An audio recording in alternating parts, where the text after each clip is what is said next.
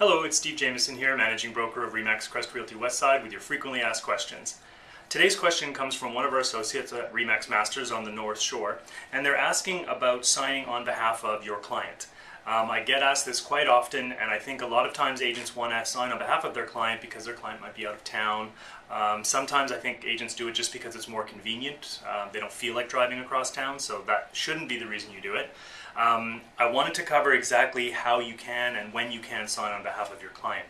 Agency law does allow us as licensees, as the agent for our principal, to sign on their behalf. We technically don't need anything in writing because that's just how agency law works, and the courts would recognize our signing on behalf of our principal as a legally binding signature. However, the council rules are very specific, and as licensees we're governed by the council rules. We have to follow them or we risk discipline. And so the council rules are very specific. In your licensee practice manual, in section 4, part 6, if you want to look it up, I believe it's on page 150 of the current manual, it does tell us that you have to obtain specific written instructions prior to signing any documents on behalf of your principal for whom you're acting as agent. And you must avoid signing documents on behalf of anyone based on oral, email, or text messages. So I know in some cases you've probably relied on this, but you really shouldn't do it because the council will discipline you if it ever comes to that. So the way that you should do it is in writing only, and you have to get that instruction in writing prior to signing on behalf of your client, and you have to supply that written permission along with whatever you're signing, the contract, the addendum. You have to supply that written proof to the other agent, and they will request it.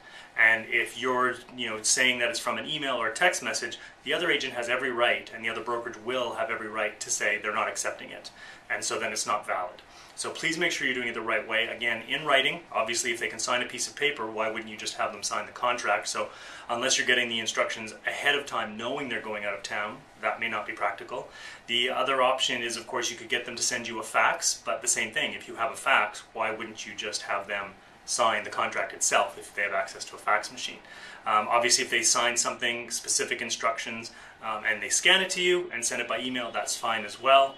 But again, the instructions have to be specific as to how, what the price is, the dates. So it can't just be, you have my permission to negotiate on my behalf. It has to be, you have my permission to counter the offer at X price and these dates. And if they change the dates as you're negotiating, you'd have to get new written instructions from the seller each time you're doing something on their behalf. One thing that you can do, and I did check with counsel on this, thanks to technology, if your clients have a scanner app, they can go ahead and, let's say they're in a lounge at the airport and they don't have access to a scanner or a fax machine, they could technically write on a piece of paper, I hereby authorize you, Steve Jamieson, to sign the counter offer for $640,000 on my behalf with these dates. They sign it, and then if they have a scanner app, they can scan it, send it to you from their phone.